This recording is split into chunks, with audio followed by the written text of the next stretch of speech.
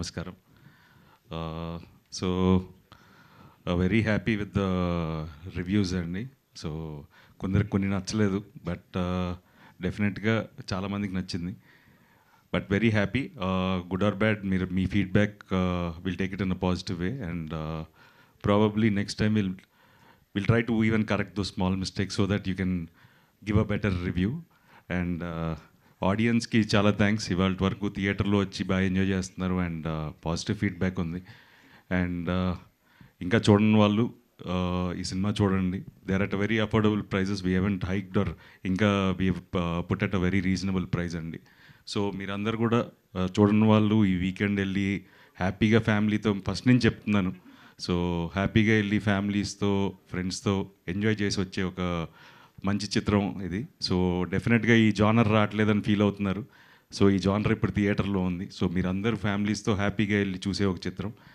And మా టీంకి వచ్చేసరికి I need to thank every one, ఎందుకంటే వాళ్ళ support is like very important ఈ సినిమాకి, from the cast and the crew and my producers. ఇప్పటికీ దే ఆర్ స్టిల్ ఇంకేం చేయొచ్చు పబ్లిసిటీ, ఇంకా they are constantly putting their efforts. Thank you so much Santosh and Rakesh and even Gautam. And very happy. బేసిక్గా సత్యాకి నేను ఇచ్చిన మాట నేను నిలబెట్టుకున్నాను. ఆడు చాలా, తనకి మంచి పేరు వచ్చింది. I'm very happy for that. And Satya వల్ల ఈ సినిమా థియేటర్స్లో బాగా ఎంజాయ్ చేస్తున్నారు. అండ్ చాలామంది, I'm very happy that Satya comedy బాగా ఎంజాయ్ చేస్తున్నారు ఆడియన్స్ థియేటర్స్లో. అండ్ స్పెషల్గా వెంకీ రాసిన డైలాగ్స్ గురించి చాలామంది చెప్పారు. And so very happy. And చూడని వాళ్ళు తప్పకుండా చూడండి. ఈవెన్ మీ ఫీడ్బ్యాక్ కూడా మాకు అందరికీ చాలా అవసరం. అండ్ లెట్స్ సీ, ఇంకా as a team we are all happy అండి. మేము అనుకున్న సినిమాయే తీసాం, and people are appreciating. So డెఫినెట్గా ఐ హోప్ చూడని వాళ్ళు కూడా చూసి మీ ఫీడ్బ్యాక్ కూడా మాకు చెప్తారని ఆశిస్తున్నాను. Thank you so much. Super Nara Rohit garu, thank you so much. We thoroughly enjoyed the film. Family అంతా థియేటర్స్కి వెళ్ళి చూసే సినిమాలు ఈ మధ్యకాలంలో చాలా అరుదుగా వస్తున్నాయి కాబట్టి మిస్ అవ్వకుండా థియేటర్స్కి వెళ్ళి చూసి ఎంజాయ్ చేయండి. అండ్ ఇప్పుడైతే మీడియా ఫ్రెండ్స్ రెడీగా ఉన్నారు కాబట్టి క్రియేట్ చేసుకుంటూ వచ్చారు సినిమాలు. ఏదో డిఫరెంట్గా ట్రై చేస్తాడు, మరీ మోనోటోనీగా వెళ్ళడని చెప్పి ఒక గుడ్ విల్ క్రియేట్ చేసుకున్నారు. లుక్స్ లైక్ ఆ గుడ్ విల్ మళ్ళీ బ్యాక్ వచ్చిందని అనుకుంటారు. రిగార్డ్లెస్ ఈ సినిమా ఎక్కడికన్నా వెళ్ళినా ఉండి ఇటు నుంచి రోహిత్ ఒక మంచి సినిమా, మంచి డైరెక్షన్లోనే వెళ్తాడనే ఒక ఫీలర్ క్రియేట్ చేశారు మళ్ళీ ఆడియన్స్లో. And I believe that Rohit నిజంగా సినిమాలోకి ఇన్వెస్ట్ చేసుకుని, invest in the sense involve అయ్యి ట్రావెల్ అయితే కొంచెం మీ స్టైల్లో జనాలు మీ నుంచి ఎక్స్పెక్ట్ చేసే కథలు వస్తాయని అనుకుంటున్నాను. డెఫినెట్గా అండి, ఎందుకంటే నేను చెప్పాను కదండి, బేసిక్గా బ్రేక్ తీసుకోవడానికి కారణం మొనోటనీ వచ్చింది చేసే విధానాల్లో అని. సో డెఫినెట్గా ఏంటంటే I'm trying to evolve as a person in regarding to scripts. So ఖచ్చితంగా ఏంటి అంటే, this is the beginning, there are much more different scripts which we want try. So let's see. This was like a very lighter film. So whatever we wanted to tell డెఫినెట్గా మేము చెప్పామని అనుకుంటున్నానండి. All the best అండి, looking forward for more. Venky గారు, thank you. Venky గారు sir, writing పరంగా మీకు చాలా మంచి అప్లోజ్ వచ్చింది. Thank you. నేను చాలామందిని అడిగితే వాళ్ళు చెప్పారు ఏంటంటే త్రివిక్రమ్ టింజ్ కనిపించింది ఈ అబ్బాయిలో అన్నారు. అదే ఆయన స్ఫూర్తి కానీ ఆయన ప్రభావం కానీ ఎంతవరకు? I'm bless sir. యాక్చువల్లీ అలాంటి ట్యాగ్ రావడమే నేను చాలా రెస్పాన్సిబిలిటీ ఇలా ఉంది అది. అఫ్ కోర్స్ సార్, అంటే త్రివిక్రమ్ గారు చిన్నప్పటి నుంచి నువ్వే ఇంకా మల్లేశ్వరి, సో ఆయన క్లాసిక్స్ ఉన్నాయి సార్. ఆయనలాగా డెఫినెట్గా ఎప్పటికీ రాయలేనేమో. But I'm very happy when people are saying Trivikram garu డైలాగ్స్లో, ఒకప్పుడు త్రివిక్రమ్ గారి డైలాగ్స్లో ఉన్నాయన్న అంటే అఫ్ కోర్స్ బ్లష్ అవుతాం కదా సార్, ఇంకేం చెప్తాం.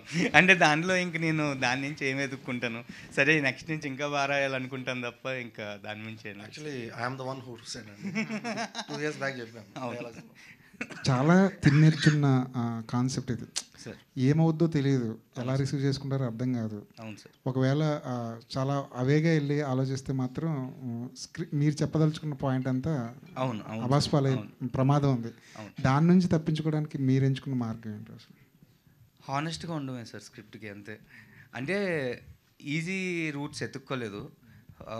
సో అంటే కొన్నిసార్లు స్క్రిప్ట్తో విల్ బీ లక్కీ సార్. ఏదో రాసినప్పుడు ఫ్లో మంచిగా వస్తుంది, కుదిరేస్తుంది అంతే. So that is my luck.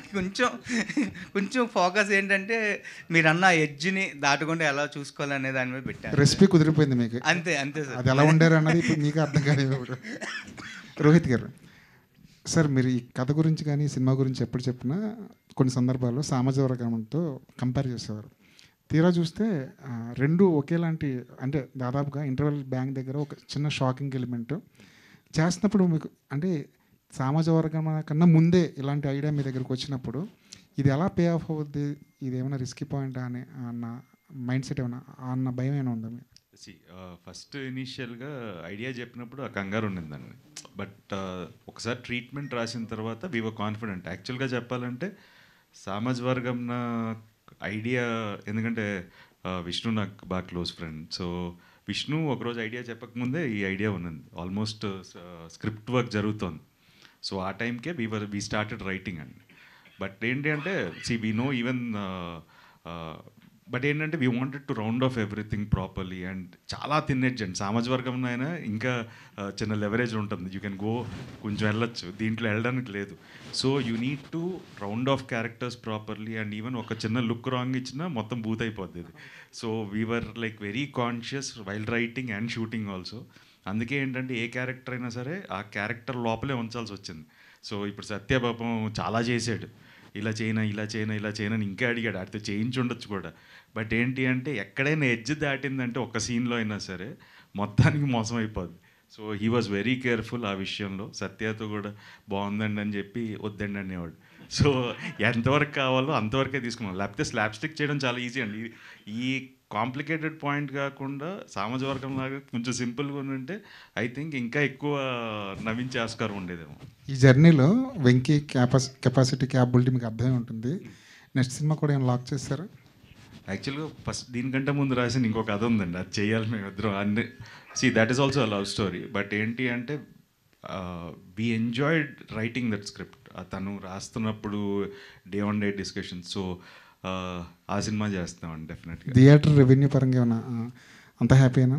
No నేను విపరీతంగా చేసేస్తుంది ఇవన్నీ చెప్పను. I'm very frank. It started on a good note. But ఏంటంటే we need to see more rise. So probably this weekend will see, weekend start అవుతుంది కాబట్టి. సో ఈ 3 days I think we're hoping it will do much better. All the best. Venkatesh garu, sir Rohit గారు అన్నట్టు ఈ పాయింట్ని deal చేయడం కొంచెం టఫ్ జాబ్ అండి, బట్ బాగా హ్యాండిల్ చేశారు. First of all congratulations. Thank you. And ఈ సినిమాకి వచ్చేసరికి ఈ మధ్యకాలంలో సత్య కామెడీని కొంతవరకే వాడుకున్నారు కొంతమంది దర్శకులు కూడా, ఫస్ట్ హాఫ్ వరకు లేదంటే అంటే త్రూ అవుట్ వాడుకోలేదు తనని. ఈ సినిమా వరకు మీరు త్రూ అవుట్ వాడుకున్నారు, హిలేరియస్గా నవ్వించారు ఆ క్యారెక్టర్తో. సో ఏంటి ముందు నుంచి స్క్రిప్టింగ్లో ఆ క్యారెక్టర్ అంతా ఉందా, లేదంటే ఎక్స్టెన్షన్ చేసుకుంటూ వెళ్ళారు కాదండి మేకింగ్లో కానీ? మనకి రైటింగ్లో ఏదైతే మీరు ట్రైలర్లో ఎస్టాబ్లిష్ చేశారో ఆ 5 క్వాలిటీస్, ఆ 5 క్వాలిటీస్కి మించిన కాన్ఫ్లిక్ట్స్ పడతానే ఉన్నాయి కథ మీద. ఇది ఎలాగో డైల్యూట్ అయిపోద్దేమో అనుకున్నాం, కానీ ఆ క్వాలిటీస్ దగ్గర ఒక ట్విస్ట్ చేశారు చూడండి, మైండ్ బ్లోయింగ్. అక్కడి నుంచి కథ మాకు చాలా సుపీరియర్గా అనిపించింది. సో ఆ క్యారెక్టరైజేషన్కి అంత ట్రూత్ఫుల్గా ఉంటాం, మాకు ఆ క్వాలిటీస్కి మించిన కాన్ఫ్లిక్ట్స్ పడుతున్నాయి కదా, ఇది ఎలాగో పక్కదారి పట్టిద్దేమో అనుకున్నాం, కానీ అక్కడి నుంచి మళ్ళీ కొత్త కాన్ఫ్లిక్ట్ రైజ్ చేశారు. దట్ ఈస్ ద బ్యూటిఫుల్ అనిపించిందండి మాకు సినిమా చూసినప్పుడు. ఫస్ట్ థ్యాంక్ యూ అండి, ఇలాంటివి గమనించినందుకు ఇంకా థ్యాంక్స్.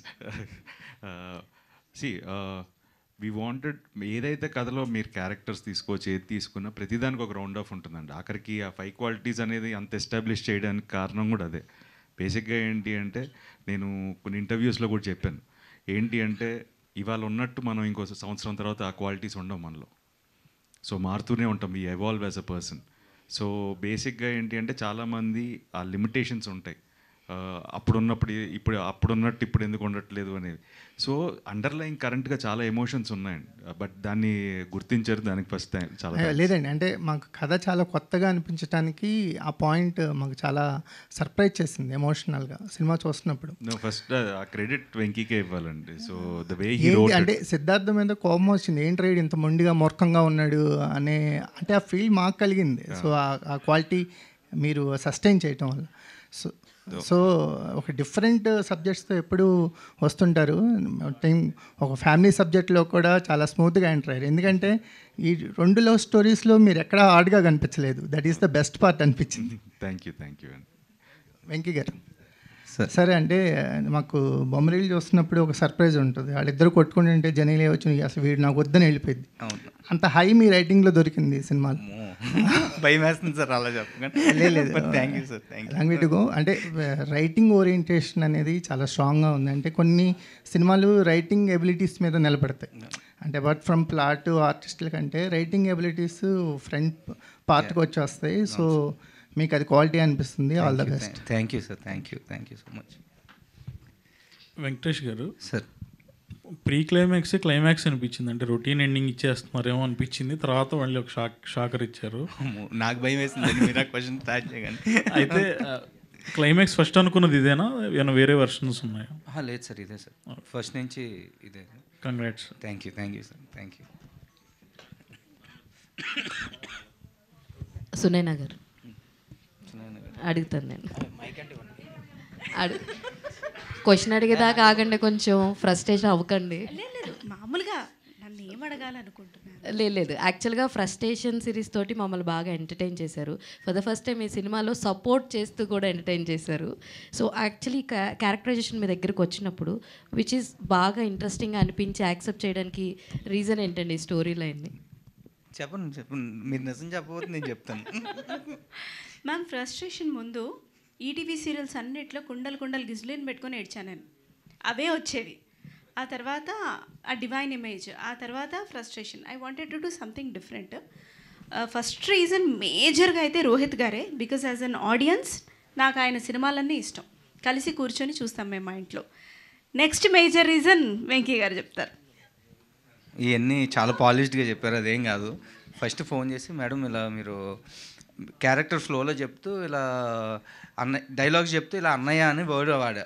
అన్నయ్య ఏంటంటే అంతే కదండి, మన మన హస్బెండ్ వాళ్ళ ఫ్రెండ్ అన్నయ్య అని పిలుస్తా. నేను అన్నయ్య అని పిలుస్తానా అన్నారు. మీరే అన్నయ్య అని పిలుస్తారు రోహిత్ గారిని, నేను చేసేస్తున్నానండి ఈ సినిమా అన్నారు. అదేంటి మేడం అన్న అంటే ఇప్పటివరకు నన్ను అందరూ అక్క అని పిలవడం తప్ప నేను ఎవరిని అన్నయ్య అని పిలవలేదండి. సో డెఫినెట్గా చేస్తాను. ఫస్ట్ రీజన్ అదే మేడం. సెట్లో కూడా అందరు అక్క అక్క అక్క అటు ఒక వారం తర్వాత నాకు చిరాకు వచ్చింది. రే నాకు ఒక పేరు ఉంది, పిలవండి పేరు పెట్టి. అది దట్స్ మెయిన్ రీజన్. సూపర్ అండి, సూపర్.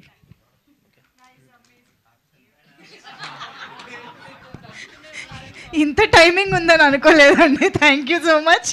అండ్ ఎస్, మరి ఇంత మంచి బ్యూటిఫుల్ స్మైల్స్ మధ్యలో సక్సెస్ సెలబ్రేషన్స్ని కేక్ కట్ చేసి సెలబ్రేట్ చేసుకుంటే ఇంకా బాగుంటుంది. కాబట్టి can we have the cake on stage please?